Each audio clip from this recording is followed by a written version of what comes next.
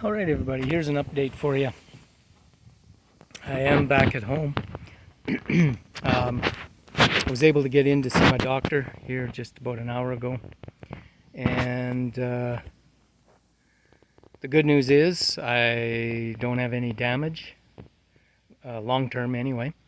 I think what it was that I have that I've researched is called digitalgia paresthetica, which is the term on the internet is Christmas toes, because when you get numbness in your toes, and you usually get all your feeling back around Christmas time after hiking season. It's common amongst hikers depending on how much weight you carry, the kind of shoes you have, and it's also common amongst soldiers from marching with a lot of weight. So the good news is I don't have any damage. I kind of figured that's what it was, and I'd need new shoes or orthotics. So my doctor has me going to a place that makes orthotics. They make all kinds of prosthetics, things like that, but they're the experts. So I'm going to be going in to Edmonton to have a visit with them and get some orthotics for my hiking shoes, and then I'm good to go back. Once I have that, basically protect those nerves. Basically what happens is on your metatarsals, which are the bones behind your toes, you can feel them at the bottom of your feet.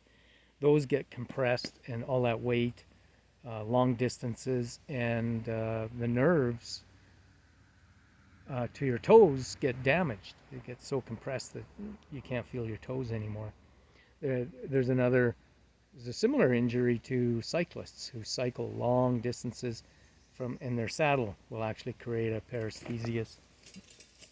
I think that's what he called it. Anyway, so my plan now is I've got a few things. I had to send my pack back, my Z-Packs pack, because I wore a hole in the bottom of it in like 8 days of hiking. So I'm going to have to, that's been sent back to get repaired.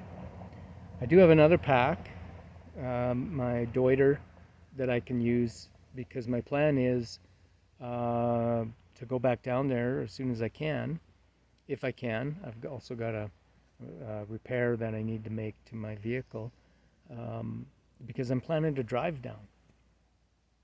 And the reason for that is, if you were to look at a map, so I left the trail at Lone Pine, California, and there's a highway 395 that goes straight north of Lone Pine, and those communities along that highway, you often come out of the mountains to resupply. So Bishop, Independence, Mammoth Lakes, sometimes Lee Vining, these are all communities up that highway. So I've decided if I could drive down, I can just get off the trail when I need to.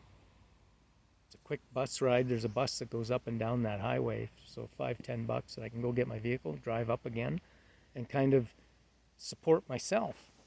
So I may be able to, for example, have resupply in my vehicle, and then that way I've got what I want. I come out off the trail, resupply, go back on the trail, and continue.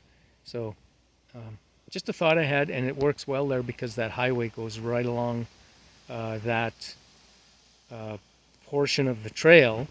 Sometimes it can be a little difficult getting to the out of the trail, like Lone Pine Pass, which is where I came down from, was a relatively easy trail to come out of. But Kearsarge Pass, which is about 50 miles further along the trail, is a little more difficult and a lot longer. But anyway, that's a plan. Then I don't have to worry about flights, hotels, etc., because I can bring my other tent and tent if I'm staying overnight somewhere off trail, then I can use my other tent. So these are all options that I'm looking at. So what I'd like to do is get back within the next 2 or 3 weeks. If that doesn't work, out, then there's some things that I need to attend. There's a wedding, etc., at the beginning of August. So I might go back after that in August. There will hardly be any snow, I'm sure, in August in the mountains. So less, and the water dangers will be lower. But it's not that bad there right now anyway. So anyway, there's an update. Also, I don't think I commented before, but when I actually got off trail in that time frame, I'd hiked just about 120 miles.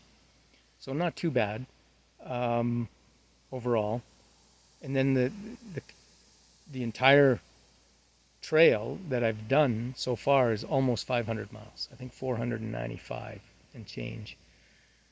So skipping the desert, of course, if I'm going to finish the entire trail, I'll have to go back and do that another time. But completing 500 miles, it's not bad. It sounds better if I say like almost 800 kilometers, but if you put it in context, it's 500 miles, still 2,150 Pacific Crest Trail miles left. So there's a long ways to go if I plan to do the whole thing, which at this point I am planning to do the whole thing. So it'll take a few years, but that's okay.